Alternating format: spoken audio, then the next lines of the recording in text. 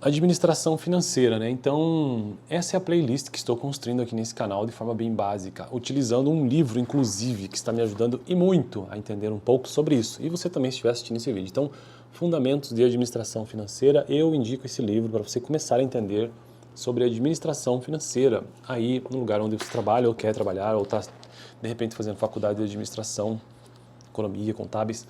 É um livro bastante útil. E hoje, ainda no capítulo deste livro sobre ambiente financeiro brasileiro, hoje eu quero continuar tratando sobre taxas de juros livres de risco no Brasil. E a primeira taxa de juro livre de risco nesse país é a Selic, que opera basicamente com títulos emitidos pelo Tesouro Nacional, classificados como de zero risco.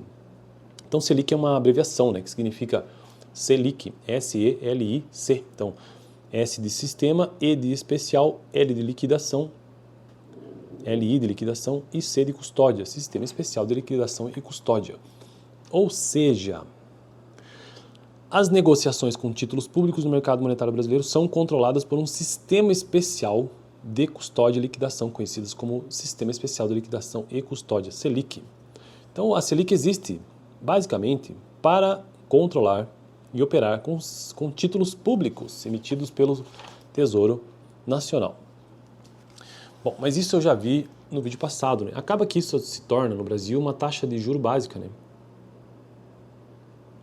Ou seja, a taxa básica de juros no Brasil é a taxa Selic, sendo divulgada pelo Comitê de Política Monetária, o Copom, né, pelo Banco Central.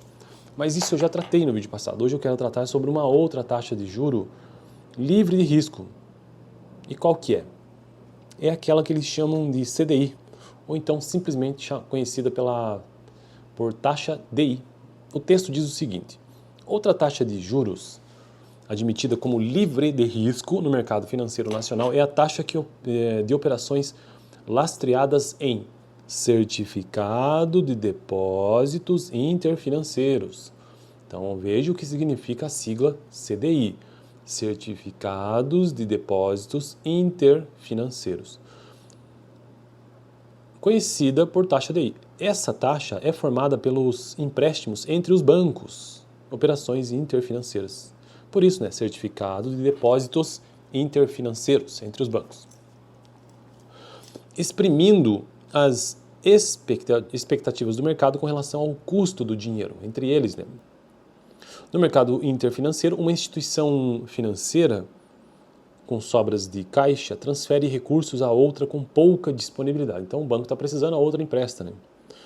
E a taxa utilizada entre eles é essa que eles chamam de CDI, ou então taxa DI, depósito interfinanceiro, permitindo que se estabeleça certo equilíbrio na alocação dos recursos entre as instituições financeiras.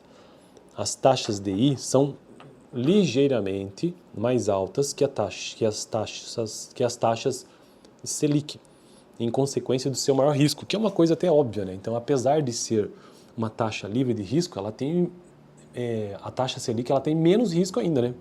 É por isso que a taxa DI ela tende a ser ligeiramente maior do que a Selic. A taxa DI, aliás, são ligeiramente mais altas que as taxas Selic, em consequência de seu maior risco. Essa diferença é explicada basicamente pela emissão privada do CDI, em relação aos títulos públicos negociados no sistema Selic. Então veja que os títulos aí, ou os certificados de depósitos interbancários, eles envolvem o quê? Empresas privadas, né? Enquanto que a Selic, ou então aqueles títulos públicos que são negociados na Selic, como eu já disse, são públicos, né? Portanto, eles têm realmente menor risco. Tá, então eu paro por aqui. No próximo vídeo quero tratar sobre o mercado financeiro avaliando a capacidade de um país de honrar seus compromissos internacionais através do preço de negociação de seus títulos de dívida externa, mas isso é um outro tópico, né? Vídeo passado eu tratei sobre Selic, deixarei esse vídeo aqui no final.